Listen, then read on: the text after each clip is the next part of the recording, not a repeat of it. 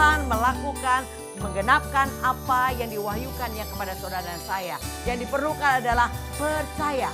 Kalau saudara mau bersama Tuhan Yesus, tidak ada yang tidak bisa.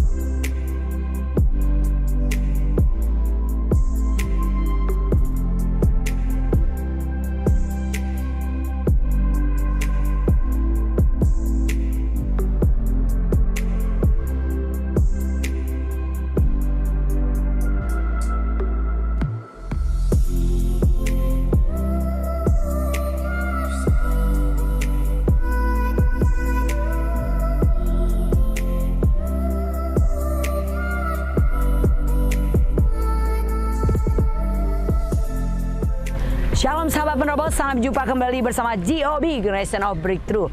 Hari ini dengan tema mendengar dengan baik. Sebelumnya mari kita satukan hati untuk berdoa. Terima kasih Bapa, hentinya kami naikkan syukur kami untuk anugerah-Mu kembali kami menerima kebenaran firman Tuhan. Mari Allah Roh Kudus sendiri yang mewahyukan hikmat pengertian. Buat kami mengerti isi hati Tuhan melalui tema pada saat ini. Berbicara Tuhan, kami siap mendengarkan. Dalam nama Tuhan Yesus, haleluya, amin. Sahabat penerobos, bacaan kita diambil dari Lukas 8 ayat 16 sampai dengan 18. Tidak ada orang yang menyalakan pelita lalu menutupnya dengan tempayan atau menempatkannya di bawah tempat tidur, tetapi ia menempatkannya di atas kaki dian, supaya semua orang yang masuk ke dalam rumah dapat melihat cahayanya. Sebab tidak ada sesuatu yang tersembunyi yang tidak akan dinyatakan, dan tidak ada sesuatu yang rahasia yang tidak akan diketahui dan diumumkan. Karena itu, perhatikanlah cara kamu mendengar, karena siapa yang mempunyai, kepadanya akan diberi, tetapi siapa yang tidak mempunyai, daripadanya akan diambil, juga apa yang ia anggap ada padanya. Dikatakan karena itu perhatikanlah cara kamu mendengar, saudara. Banyak orang bisa mendengar tapi tidak mendengar dengan baik. Buktinya apa? Kalau ditanya apa yang tadi didengar, mereka nggak bisa menjawabnya ya. Atau saat mengalami ujian nggak ngerti bagaimana menjawabnya. Berarti apa? Dia tidak mendengar dengan baik, saudara. Kenapa? Karena tidak fokus. Pikirannya melayang-layang, tidak tertuju pada apa yang didengar. Contoh kalau hari ini ibadah kita melalui media Zoom ya. Di situ ada kesempatan atau ada kesempatan buka layar atau tutup kamera atau buka kamera begitu ya. Nah, jadi lihat ada banyak orang yang tutup kamera, saudara. Dan apa yang dilakukan? Saya juga pernah kalau saya lagi sibuk banget saya tutup kamera. Artinya sambilan begitu kan.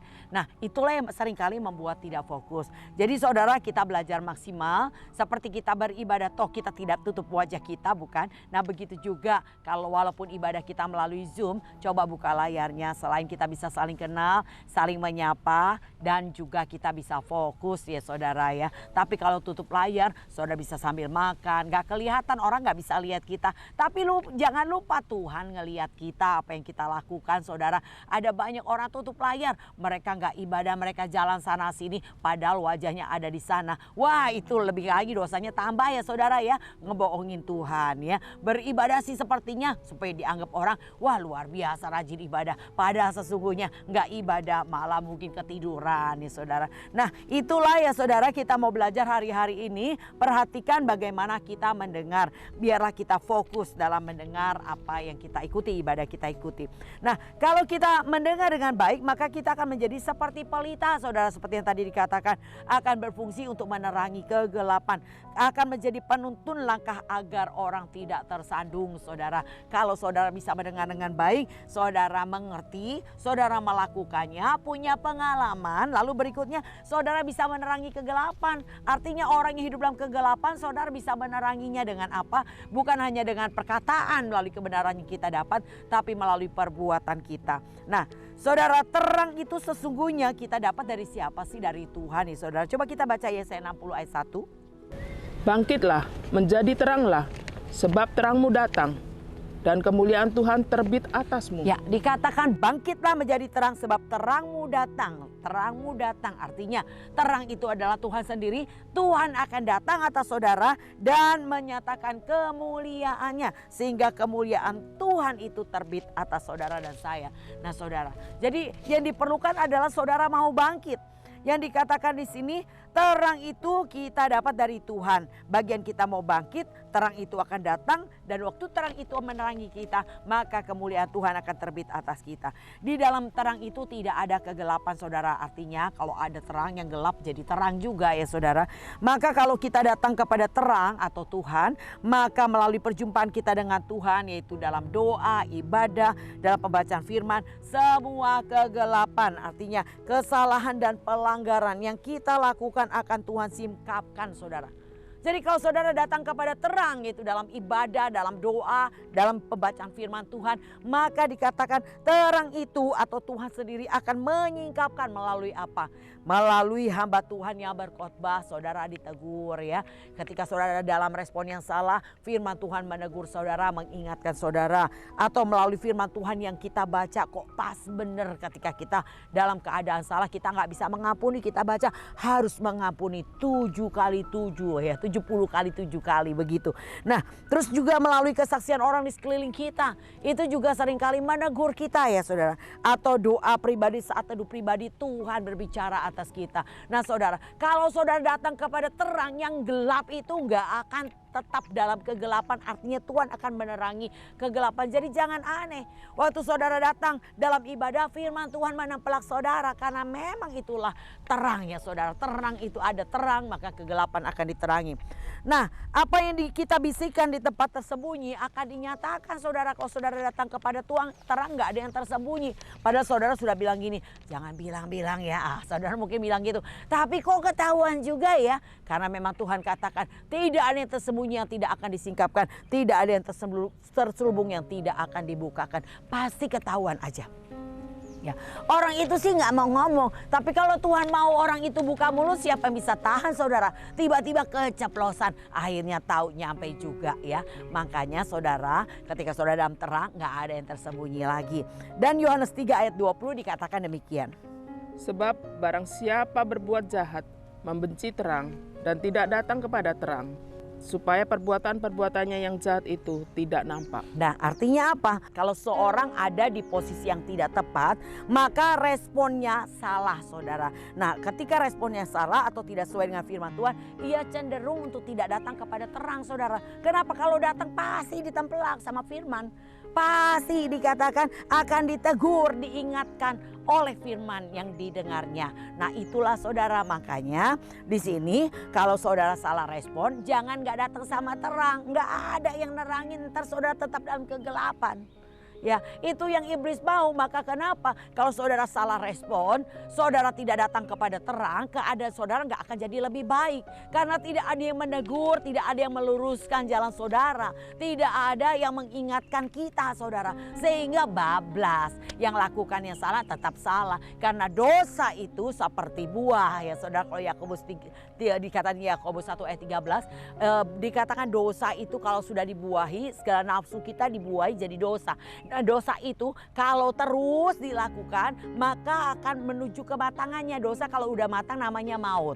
Jadi dosa itu semakin besar, semakin besar, semakin besar sampai matang. Dan kalau udah matang itu namanya maut. Makanya orang yang jatuh dalam dosa tidak datang kepada terang, tidak ada yang mengingatkan, tidak ada yang menegurnya, sehingga ia akan tetap ada di dalam dosa. Dan dosa akan bertambah, akhirnya ujungnya adalah maut saudara. Kalau tidak segera diputuskan dari ikatan akan dosa itu ya. Jadi siapa yang bisa memutuskan? Hanya Tuhan. Caranya gimana? Datang kepada terang. Terang itu akan menerangi kegelapan saudara. Dan waktu diterangi jangan marah. Waktu ditegur, waktu diteblak oleh firman, jangan malah mundur. Ingat ini banyak sekali orang salah respon saudara. Ketika ia dalam keadaan salah respon, ia datang kepada Tuhan, firman Tuhan menempelaknya, malah marah sama yang khotbah. Males datang, ditegur melulu sama firman, ditembakin terus sama firman. Salah saudara kalau punya respon demikian. Karena memang harus firman Tuhan itu menegur, mengingatkan, meluruskan jalan kita. Supaya waktu kita mulai menyimpang, kita datang dalam ibadah ditegur, lurusin lagi jalannya. Maka Tuhan berkata, orang yang kukasihi kutegur dan kuhajar. Sebab itu relakan hatimu dan bertobat. Itu yang Tuhan mau. Waktu ditegur rela terima teguran, tobat, minta Roh Kudus mampukan melakukan hal yang lebih baik lagi. Nah itu yang Tuhan mau untuk kita lakukan. Bukannya ditegur malah berhenti ibadah, berhenti doa. Habis saudara. Kalau orang berhenti doa sama aja dia sedang membuka kesempatan untuk iblis masuk, memberi kesempatan kepada iblis ya. Jadi bukan itu yang harus kita lakukan. Seharusnya kita tetap mengikuti ibadah yang biasa kita lakukan. Kita tetap melayani Tuhan, tetap baca firman, tetap berdoa ketika kita ada dalam keadaan di posisi yang tidak tepat. Tetap datang maka firman akan menerangi kita. Maka yang Tuhan akan lakukan, kalau 2 Timotius 3 ayat 16 jelas dikatakan demikian. Segala tulisan yang diilhamkan Allah memang bermanfaat untuk mengajar, untuk menyatakan kesalahan, untuk memperbaiki kelakuan dan untuk mendidik orang dalam kebenaran. Ya, firman Tuhan itu fungsinya. Saudara di dalam ketika datang kepada Tuhan, firman Tuhan itu akan mengajar, menyatakan kesalahan, memperbaiki kesalahan saudara, memperbaiki kelakuan dan mendidik kita dalam kebenaran. Maka kenapa kita perlu datang. Bahkan dikatakan dalam Ibrani 10 ayat ke-25 dikatakan, jangan tinggalkan persekutuan ibadahmu seperti yang dibiasa oleh beberapa orang, tapi engkau harus saling menasehati dan semakin giat menjelang hari Tuhan yang makin dekat. Menjelang hari Tuhan yang makin dekat harus saudara menambah-nambahkan. Ingat, mengurangi tidak boleh, menambahkan adalah keharusan. Biar itu menjadi slogan buat kita ya. Saudara gak boleh kurangin apa yang baik saudara lakukan, tapi ditambahkan itu adalah keharusan. Nah, jadi saudara terus tekun aja datang, dengar dengan baik dan perhatikan dengan baik apa yang saudara dengar tentang kebenaran firman-Nya. Saudara akan terus diluruskan jalan saudara. Bengkok sedikit lurusin lagi. Bengkok sedikit diluruskan lagi. Sampai kita kepada tujuan yang tepat, yaitu kemuliaan kerajaannya. Yang penting saudara adalah mendengar dengan baik. Caranya adalah saudara kalau lagi ibadah fokus ya. Bagaimana bisa fokus? Ya tadi seperti saya katakan, dalam ibadah online ini buka kameranya. Jangan ditutup ya saudara. Supaya saudara bisa fokus. Kedua, catat saudara ya. Apa yang saudara dengar saudara catat. Nanti saudara renungkan, artinya baca ulang ya. Setelah itu simpan di dalam hati dan praktekkan dengan kekuatan Roh Kudus. Itulah hidup orang yang beribadah kepada Tuhan, harus demikian.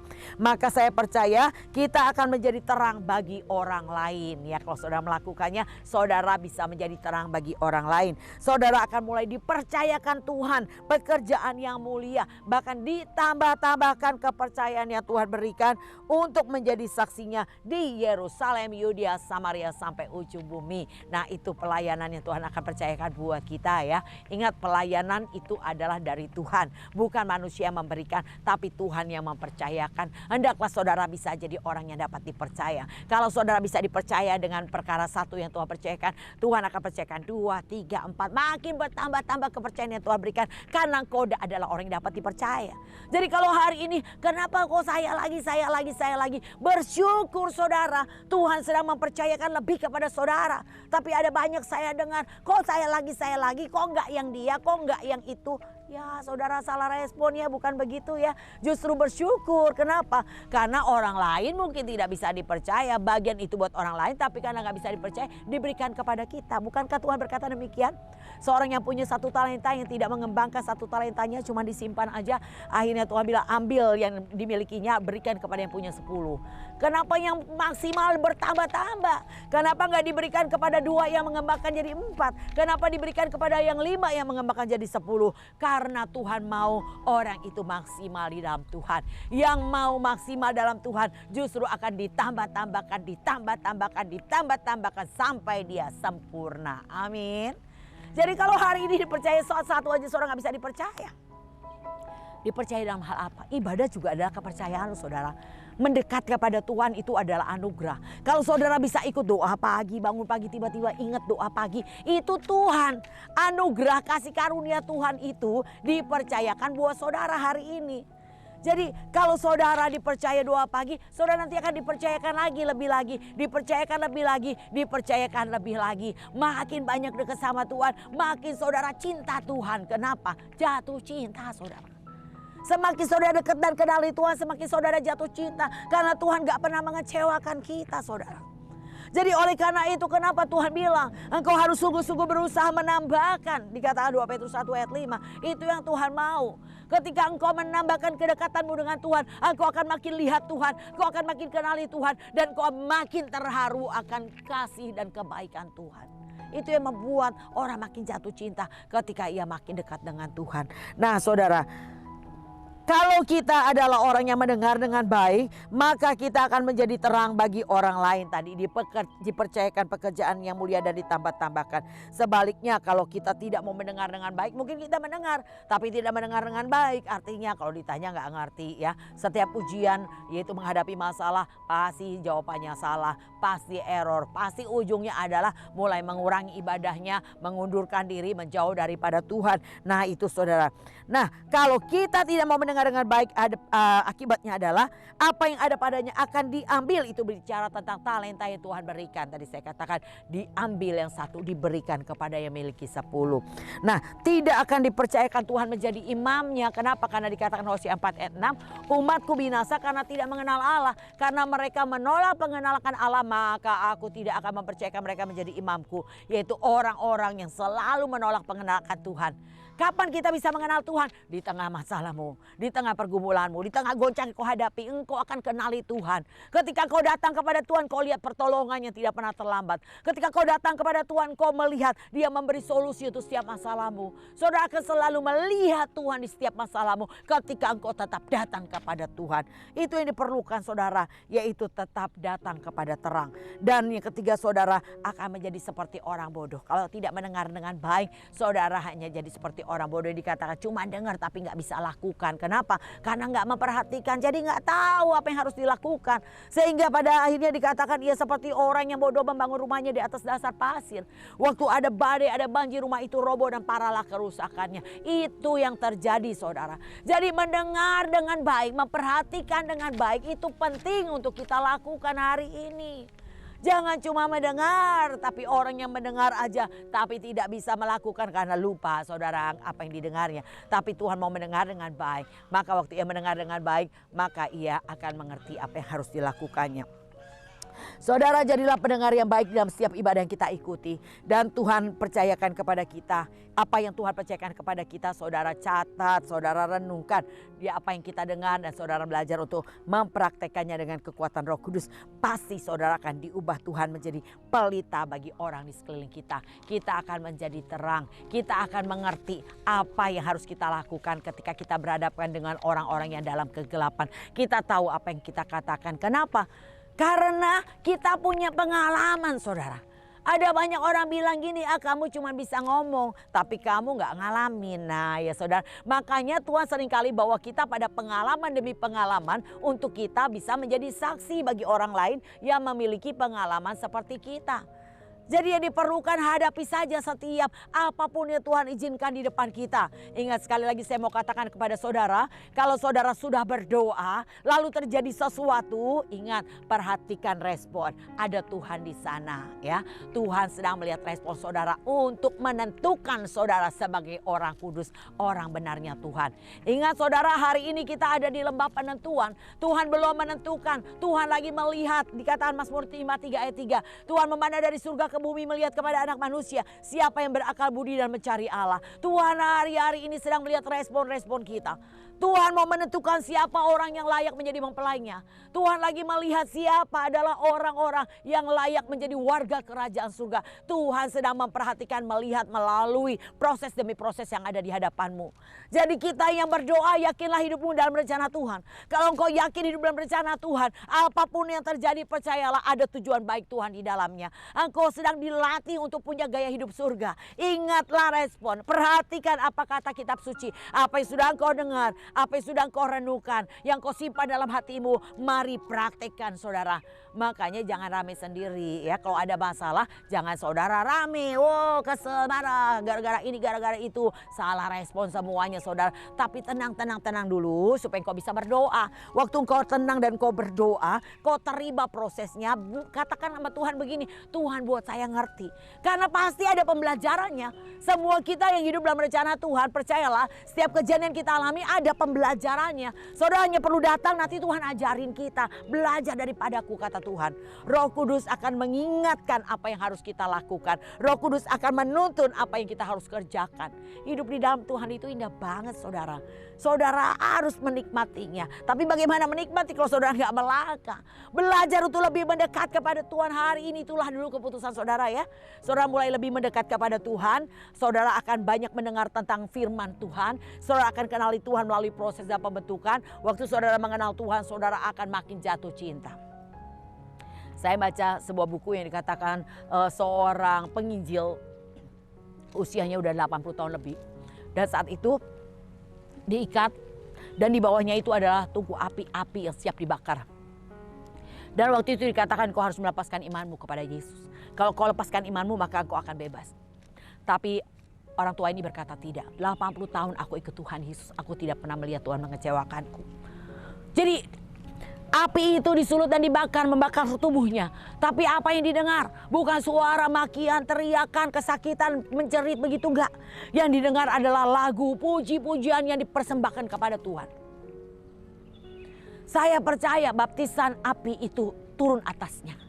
Maka ia peroleh kekuatan. Dikatakan Stefanus ketika dilempar batu dia enggak berteriak menjerit kesakitan. Tapi dia terus beritakan tentang Yesus saudara. Sehingga Tuhan berdiri memberi hormat kepadanya. Saudara dan saya pertahankan imanmu sampai garis finish. Jangan ada yang membuat engkau berhenti karena apapun. Mari jadilah terang saudara.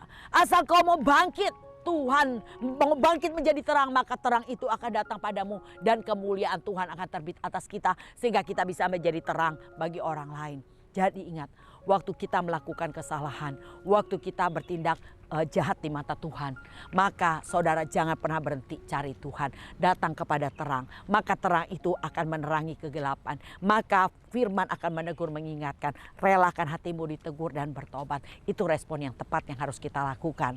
Jangan seperti tadi Yohanes 3 ayat 20. Ketika ia buat jahat, ia benci terang, dia menjauhi terang karena dikatakan di situ dalam Yohanes 3 ayat 20. Sebab barang siapa berbuat jahat membenci terang dan tidak datang kepada terang itu supaya perbuatan yang jahat tidak tampak. Nggak mau datang kepada terang. Kenapa? Karena kalau ia datang pasti firman Tuhan itu menempelak dia. Firman Tuhan itu menegur dia. Firman itu akan menabrak dia kalau dibilang begitu. Aduh saya ditabraki sama firman, saya ditembaki sama firman.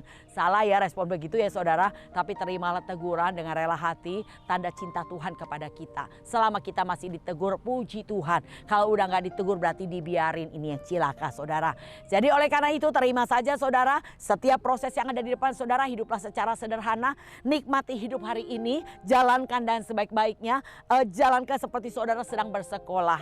Ya ada beberapa mata pelajaran yang kita akan ikuti di hari ini, saudara catat dan ikuti. Dengar baik-baik, waktu Tuhan izinkan praktek, lakukan dengan kekuatan Roh Kudus. Saya percaya saudara makin pintar, saudara makin lama makin menjadi terang, terang saudara akan makin nampak. Dan ketika terang itu ada pada saudara, saudara bisa menerangi kegelapan yang ada di sekeliling kita. Puji Tuhan, Tuhan Yesus berkati. Saudara biarlah saudara tetap bertahan. Ingat ya saudara ya, jangan saudara lari dari proses. Hadapi setiap proses, datang terus kepada terang. Terang itu akan menerangi kegelapan dan kegelapan itu akan hilang daripada saudara dan pada akhirnya dengan ketekunan saudara akan disempurnakan. Ya mungkin di antara sahabat penerobos hari ini sahabat penerobos merasa seperti demikian. Kalau lagi responnya salah, nggak mau datang sama Tuhan, nggak mau datang ibadah, mulai mengambil keputusan berhenti melayani. Hari ini biarlah firman yang saudara dengar bisa membawa perubahan dalam hidup kita. Kita nggak mau lakukan itu lagi. Jangan menjauh daripada terang. Karena ketika kau ada dalam kegelapan, menjauh dari terang, maka kegelapan itu akan tetap ada padamu. Dan kegelapan itu, ingat saudara, kegelapan itu tidak akan pernah memberi kepada saudara segala hal yang baik. Kegelapan itu akan menjerumuskan saudara. Makin saudara jatuh terpuruk dalam kegelapan, makin gelap, dan akhirnya maut itu adalah bagian mereka yang ada di dalam kegelapan. Ya, jadi dengar dan catat, waktu saudara salah respon, tetap datang kepada terang agar terang menerangi kegelapan itu. Dan waktu saudara diterangi, jangan saudara mundur, jangan saudara tidak datang lagi, tapi saudara rela ditegur dan bertobat. Minta kekuatan Roh Kudus agar kita bisa memperbaiki apa yang salah yang kita lakukan. Itulah saudara yang akan membuat kita hari lepas hari makin sempurna. Yang penting tekun terus dan lakukan. Amin. Ya, saya akan berdoa buat sahabat penerobos yang hari ini mungkin dalam posisi yang salah seperti tadi ketika dalam kegelapan malah menjauh dari Tuhan. Hari ini bertobat dan katakan, Tuhan, aku salah. Hari ini aku memperbaiki kesalahan. Aku mau datang kepada terang dan aku akan semakin dekat kepada terang. Dan terang itu akan menerangi kita. Dan waktu diterangi oleh firman, kita mau bertobat dan Roh Kudus akan pulihkan kita. Amin. Saya akan berdoa saudara. Tuhan, ya Tuhan, Kau melihat tangan-tangan yang terangkat hari ini. Kami selama ini salah respon ya Tuhan. Ketika kami melakukan hal yang tidak baik, kami bukan datang kepada terang, kami menjauhi terang. Sehingga kami tetap ada dalam kegelapan. Hidup kami makin lama makin tidak jelas. Dan kami tidak lagi mengenal Engkau lebih dekat lagi. Tapi kami makin menjauh daripada Engkau. Oleh karena itu saat ini kami bertobat Tuhan. Jamah dalam nama Tuhan Yesus. Bangkitkan roh-Mu atas kami. Untuk kami kembali boleh mendekat kepadamu. Kami perlu kemurahan-Mu Tuhan. Kemurahan-Mu lah yang membawa kami layak mendekat kepada Tuhan. Mari Tuhan, jamah sahabat penerobos yang hari ini sudah menjauh daripada Tuhan, bawa kami kembali mendekat kepadamu, dipulihkan, diubahkan dan disempurnakan. Di dalam nama Tuhan Yesus kami menerimanya. Haleluya. Ya sahabat penerobos, ingat dan catat, jangan pernah menjauh dari terang. Ketika engkau ada dalam kegelapan, maka kegelapan akan tetap menjadi kegelapan. Dan kegelapan itu akan membuahkan maut jika terus dilanjutkan. Oleh karena itu datang kepada terang. Terang akan menerangi kegelapan. Dan waktu kegelapanmu diterangi, terima saudara responnya, rela hati. Terima teguran, terima peringatan. Dan minta Roh Kudus agar mengubah hidup saudara. Saya percaya kalau saudara terus melakukannya, saudara hari lepas hari akan semakin disempurnakan, semakin bijaksana, dan semakin menjadi terang bagi orang sekeliling saudara. Saudara tidak akan menjadi sandungan, tapi kita menjadi berkat. Amin. Sahabat penerobos, saya tetap mengundang sahabat penerobos untuk bergabung bersama kami dalam komunitas penerobos. Silakan saudara catat nomor di bawah ini dan katakan, kami rindu bergabung melalui komunitas penerobos. Saudara, kami melalui media Zoom. Silakan saudara yang punya aplikasi Zoom di HP saudara, silakan saudara bergabung. Mari belajar untuk hidup lebih baik lagi, belajar jadi penerobos yang tidak terhentikan karena apa yang dilihat, didengar, dan dihadapi. Kita mau maju terus dan menyelesaikan sampai garis finish. Ya sahabat penerobos yang ketinggalan pelajaran-pelajaran kami dari komunitas penerobos, boleh saudara melihat apa yang sudah tayang di live channel ini. Saudara bisa lihat melalui YouTube dengan channel sahabat penerobos. Saudara silakan, biar ini menjadi berkat buat kita semua. Tuhan Yesus memberkati. Salam GOB.